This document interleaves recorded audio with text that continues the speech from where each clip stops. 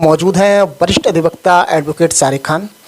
वकील साहब, जानना चाहूँगा, अभी तक जो निकाय चुनाव होने थे वो दिसंबर लास्ट में होने थे, दिसंबर या जनवरी में।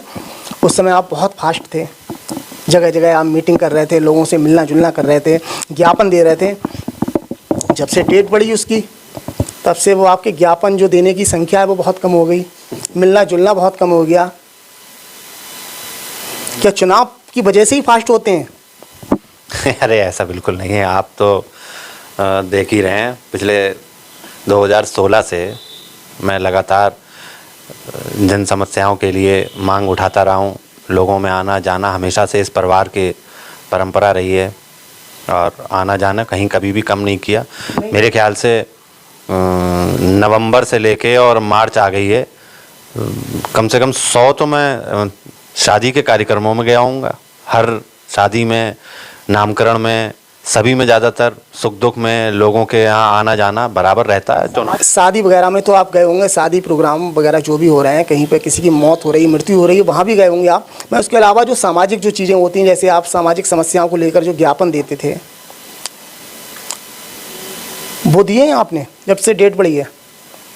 नहीं, कोई ऐसी समस्या अभी सामने नहीं आई है और इधर थोड़ा ठंड भी बहुत थी इस दौरान। आपको कोई समस्या नहीं लगी इस दौरान? आपके घर के सामने जो रास्ता बनी है उसमें कम से कम 1.5 फीट नीचे गड्ढा था, लोग गिर रहे थे, आप कह रहे हैं समस्या नहीं आई है। चुनाव अगर पास में होता तो आप ज्ञापन देते।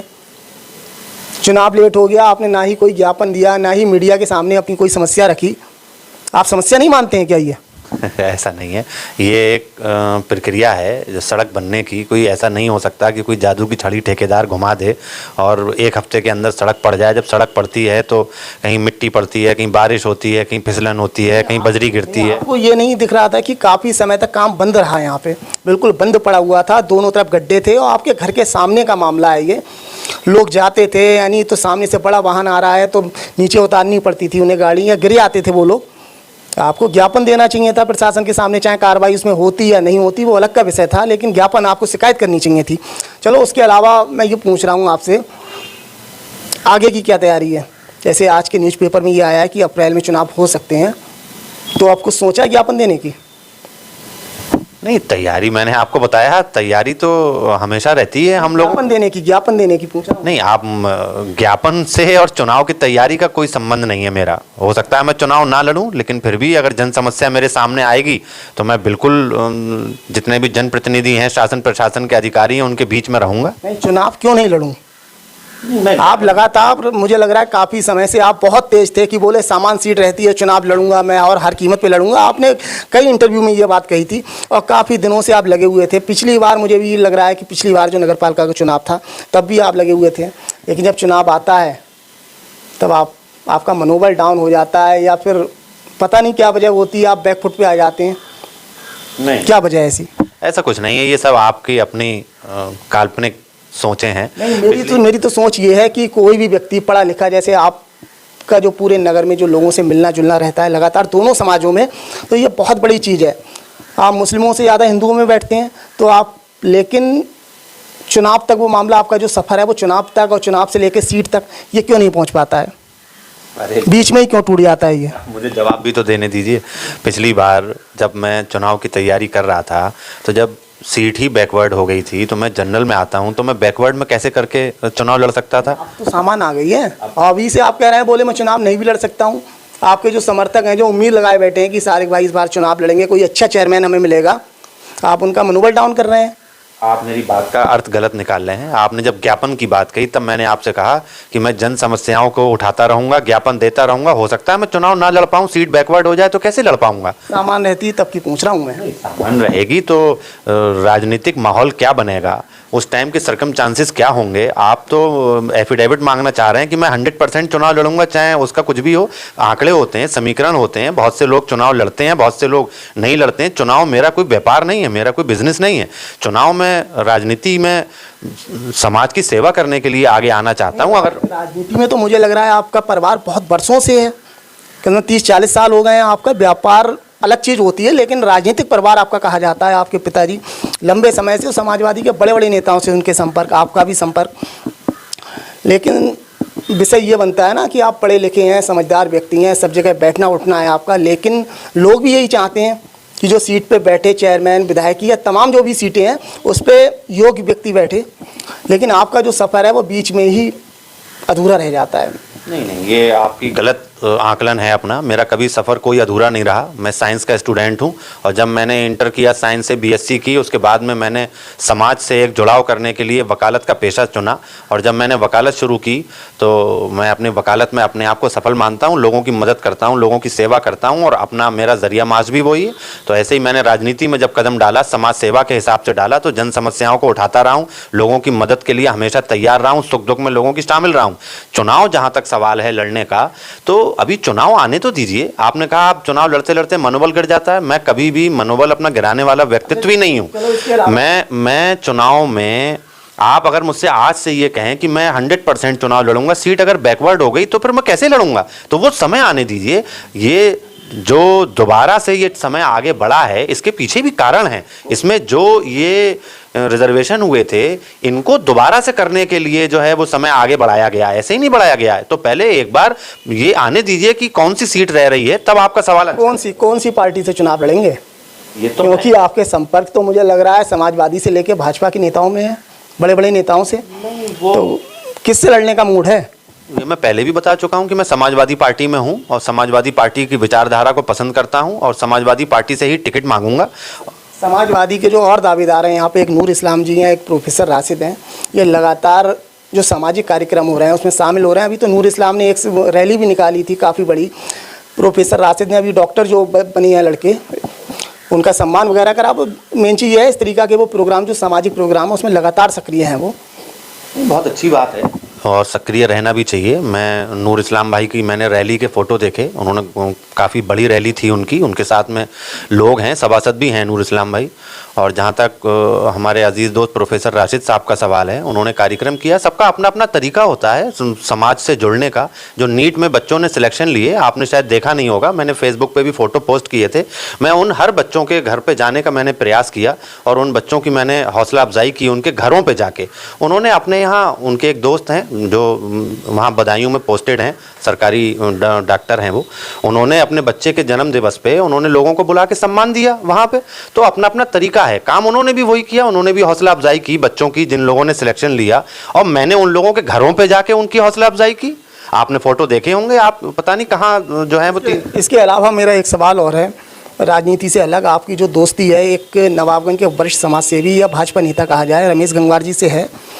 अभी तक ये था कि उन्होंने जो पिछली 4 शादियां मेरी जानकारी में है, जो लड़कियों की, जो कन्याओं की जो विवाह कराते हैं काफ़ी संख्या में, उन्होंने अपनी ग्राम जो है दलील नगर वहाँ से कराए थे। उसके बाद उन्होंने विधानसभा टिकट को लेकर दावा करा, किसी कारण उन्हें टिकट नहीं मिला। लेकिन इस बार उन्होंने जो विवाह वाला जो प्रोग्राम है वो बरेली की सीमा में कराया, बरेली शहर में। तो ऐसा तो नहीं अब कि लोकसभा पे दावा कर दें वो, क्योंकि विधानसभा में प्रोग्राम कराते कराते उन्होंने विधानसभा चुनाव पे दावा कर दिया। आप कहीं लोकसभा पे दावा नहीं करने के मूड में है? आपकी जानकारी में होगा पूरा। वैसे तो इसका सही जवाब आपको भाई रमेश जी ही दे सकते हैं, और लेकिन मेरा तो ये कहना है कि उन्होंने जो कार्यक्रम किया है ये सराहनीय कार्य है। और मैं आपके चैनल के माध्यम से भाई रमेश गंगवार जी को इसकी बधाई देता हूँ, इस सफल कार्यक्रम की। और हम आप सब लोगों को उनका ऐसे कार्यक्रम करने के लिए उत्साहवर्धन करना चाहिए और उनसे एक प्रेरणा लेनी चाहिए। हर नेता को, जो भी, चाहे वो राजनीतिक रूप से टिकट मांग रहे हैं, जिस चुनाव में भी, जिस पद पे भी हैं, उनको भाई रमेश जी के इस कार्य से प्रेरणा लेनी चाहिए और उन्हें भी ऐसे कार्यक्रम करने चाहिए। और जहाँ तक सवाल है कि उन्होंने बरेली में कार्यक्रम किया और कहीं वो लोकसभा के प्रत्याशी के लिए तो नहीं किया, ऐसा मुझे तो कहीं लगा नहीं। और भाई कार्यक्रम तो वो बरेली में अपने जो उनका कार्यालय है वहाँ पे हर शनिवार को वो एक वो लगाते हैं, लंगर लगाते हैं, लोगों को खाना खिलाते हैं, वो और भाभी। बरेली के जो सांसद हैं संतोष गंगवार जी, उनका फोटो लगा हुआ था उनके फ्लैक्स वगैरह में। और ये माना जाता है बहुत ही बरेली मंडल के बहुत बड़े दिग्गज नेता संतोष गंगवार जी हैं। उनके साथ में अभी तक ये जुड़े रहे रमेश जी, वो तक नहीं आए इस प्रोग्राम में। ये भी चर्चाएं हैं बहुत। देखिए, आप तो बहुत करीबी हैं ना उनके, जो दिल में जो कुछ बातें हैं वो उगल दें। बता दें जनता के लिए। ये सब राजनीतिक गलियारों की चर्चाएं हैं और संतोष जी का और रमेश जी का दोनों लोगों का बहुत अच्छा लगाव और प्रेम है, दोनों लोगों के बहुत अच्छे संबंध हैं और ये इस टाइप के सवाल और ये जो मीडिया पे चल रहे हैं इन सब का कोई अर्थ नहीं है और कहीं भी राजनीतिक मामलों में कहीं उनका कहीं आमना सामना नहीं है, उनके बढ़िया संबंध हैं। मुझे तो नहीं लगता कि कहीं कोई लोकसभा, ऐसे तो लोग ये कहने लगे कि वो भोजीपुरा का क्षेत्र है, वहाँ बिथरी विधानसभा का क्षेत्र है, कहीं रमेश जी बिथरी या भोजीपुरा से कहीं विधानसभा का तैयारी तो नहीं कर रहे हैं? नहीं, मैं आपको बता दूं, जब वो विधानसभा चुनाव का जब उन्होंने दावा करा, उससे पहले जब इस तरीका के वो प्रोग्राम करते थे तब भी मैंने आपसे पूछा था। मैंने कहा सारिक भाई बताएं, आपके वो मित्र हैं, क्या राजनीति में जाएंगे, क्या विधानसभा का चुनाव लड़ेंगे? तब भी आपने यही बात कही। वो ऐसा नहीं है, वो सामाजिक कार्य कर रहे हैं, इससे कोई मतलब नहीं है राजनीति का। बाद में कुछ दिन बाद उन्होंने दावा कर दिया। तो ऐसा नहीं है, आपके ज़्यादा करीबी संबंध है, आप कुछ राज उगलने नहीं चाह रहे हैं? नहीं, ऐसा कुछ नहीं है। मैं आज भी वही बात कह रहा हूँ, वो समाज सेवा करते हैं और हम लोग उनके साथ रहते हैं। इसका कहीं भी कोई पार्टी से राजनीति से कोई मतलब नहीं है। उन्होंने दलेल नगर में जो मढ़ी है, जो मंदिर है, उसका बहुत जीर्णोद्धार के लिए प्रयास किए और उन्होंने गरीब लड़कियों की, चाहे वो किसी भी धर्म की हो, उनकी शादियों के लिए काम किए, मरीजों के लिए उन्होंने इलाज के लिए मदद की। एक बहेड़ी के बहुत बड़े खिलाड़ी थे, उनको कहीं बाहर जाना था, उनको एक बड़ा अमाउंट दिया। कोरोना में उन्होंने मदद करने के लिए बड़े अमाउंट के चेक दिए। तो ये राजनीति अलग है। और उन्होंने बड़े बड़े जो उर्स होते हैं उन उर्सों में जाके मदद की, उन्होंने वहाँ जाके लोगों की हौसला अफजाइयाँ करी, बड़े बड़े उन्होंने टूर्नामेंट कराए। तो ये राजनीति नहीं। अगर राजनीतिक मामला होता तो लोग ये कह रहे थे अब विधानसभा चुनाव खत्म, अब जो है रमेश जी कोई कार्यक्रम नहीं करेंगे। उन्होंने फिर एक इतना 254 शादियाँ करके उन्होंने फिर एक रिकॉर्ड कायम कर दिया। लेकिन लोग ये भी तो कह रहे हैं कि लोकसभा के चुनाव में दावा कर सकते हैं, इसलिए प्रोग्राम उन्होंने यहाँ विधानसभा से हटा के बरेली सीमा में कर लिया है। संतोष जी जो उनके आज तक संतोष जी के साथ में फोटो लगते थे, फोटो लगा उनके साथ में, फ्लैक्स वगैरह लगे थे, लेकिन संतोष जी तक वहाँ पे नहीं आए। कौन सा विधायक आया उस प्रोग्राम में, मैं ये जानना चाह रहा हूँ। देखिए, संतोष जी बहुत बड़े लीडर हैं और वो बहुत ज़्यादा जिम्मेदारियाँ उनके ऊपर हैं। कोई ना कोई व्यस्तता उनकी रही होगी, मेरी जानकारी में नहीं है। और विधायक गण जितने भी सम्मानीय थे हमारे, वो विधायक सत्र चल रहा था विधानसभा का, इसलिए नहीं आ पाए हों, ये एक अलग बात है। लेकिन मेरा कहना ये है आपसे कि हर आदमी के व्यक्तित्व की एक पहचान होती है। जैसे आपने नाम सुना होगा, बरेली के स्वर्गीय काका जोगिंदर सिंह जी का नाम था, तो उन्हें धरती पकड़ का नाम भी दिया जाता था। उनकी पूरे देश विदेश में उनकी पहचान इससे थी कि वो हर चुनाव लड़ा करते थे। आज हम उनके जाने के बाद भी इस दुनिया से उनका नाम याद कर रहे हैं। ऐसे ही भाई रमेश गंगवार जी का जो व्यक्तित्व है, वो समाज सेवी के रूप में उनका उभर के आया है और उन्होंने हमेशा गरीबों की, मजलूमों की मदद के लिए प्रयास किए हैं। अब ये तो राजनीतिक कयास होते हैं कि वो लोकसभा लड़ेंगे, वो विधानसभा भोजीपुरा से लड़ सकते हैं, वो बिथरी से वही तो मैं क्लियर कर रहा हूँ आपसे बात करके, क्योंकि आपको देना हाथ माना जाता है उनका। बोले जो भी कुछ है वो सारिक भाई को पता होगा, तो मैं सोच रहा हूँ सारिक भाई से ही पता करवा लूँ। चलो, मैं ये जानना चाह रहा हूँ, आप समाजवादी को बता रहे हैं कि मैं समाजवादी से हूँ और उसी पार्टी से चुनाव लड़ूंगा, तो यहाँ के जो पूर्व मंत्री हैं भगवत शरण गंगवार जी, उनसे कैसे संबंध हैं आपके? बहुत अच्छे, हमारे हमेशा उनसे संबंध अच्छे रहे और हमारे उनसे पारिवारिक संबंध हैं और आज के नहीं हैं। जब वो भारतीय जनता पार्टी से विधायक हुए थे, हमारे तब भी उनके संबंध थे और वो हमारे पापा को मामू कहते हैं और हम लोगों को उन्होंने हमेशा अपने परिवार का हिस्सा माना और हमने भी उनको अपने परिवार का हिस्सा माना। हमारे उनसे संबंध बहुत बढ़िया है, हम उनका सम्मान करते हैं। सम्मान करते हैं। तो आपके पापा को मामू बोलते हैं, आपके भाई हुए एक तरीक़ा से वो रिश्ते में। अगर सामान सीट रहती है जैसे अभी तक रही, तो आपको लग रहा है रिश्ते की बदौलत आपको वरीयता मिलेगी? नहीं, ये रिश्तों से टिकट का कोई मतलब नहीं होता है। और जो पार्टी हमारी लोकतांत्रिक पार्टी है और इसमें जो टिकट का आवेदन किया जाएगा उसमें एक पूरी टीम गठित की जाएगी और जो भी ये जिसको भी पार्टी के जो टीम और जो अध्यक्ष हैं, जो संगठन हैं, जो लोग जिसको डिसाइड करेंगे, इसमें कहीं रिश्तों की कोई वरीयता का अर्थ नहीं है। नहीं, वरीयता क्वालिटी के हिसाब से तो होनी चाहिए। आपको लग रहा है आपके अंदर क्वालिटी नहीं है? ये क्योंकि जो अभी तक जो सामने आया है उसमें आपकी बहुत अच्छे लोगों में गिनती है, तो आपको क्या लग रहा है उस पर कि आपके अंदर जब क्वालिटी भी है और आपका रिश्ता भी है, समाज में पहचान भी है, तो वरीयता क्यों नहीं मिलनी चाहिए? देखिए, ये आपका शुक्रिया कि आप जो हैं वो मेरे लिए ऐसी बात कह रहे हैं। और मैंने पहले भी कहा आपके चैनल के माध्यम से कि हमारा व्यक्तित्व क्या है और हम किस व्यवहार के हैं, हमारी आदत क्या है और हम क्या हैं, इसका आकलन मैं स्वयं नहीं कर सकता। इसका आकलन समाज करेगा, आप लोग करेंगे। जो भी नवाबगंज नगर में मेरे पीठ पीछे चर्चा होगी, जो आकलन समाज देगा वही पार्टी तक पहुंचेगा। अगर मैं उसमें फिट बैठता हूँगा तो मुझे टिकट मिलेगा, मैं चुनाव लड़ूंगा, और अगर नहीं मुझे टिकट मिलेगा तो हमेशा की तरह मैं पार्टी के साथ रहूँगा। कमी एक ही चीज़ लगती है जो प्रोफेसर राशिद ने कही थी, संबंधों वाली। पार्टी के जो राष्ट्रीय अध्यक्ष हैं उनसे उनके संबंध हैं, सारिक भाई के नहीं है, बस ये कमी थोड़ी दिख रही है। इस दौरान संबंध आपके बन गए हों तो बता दें।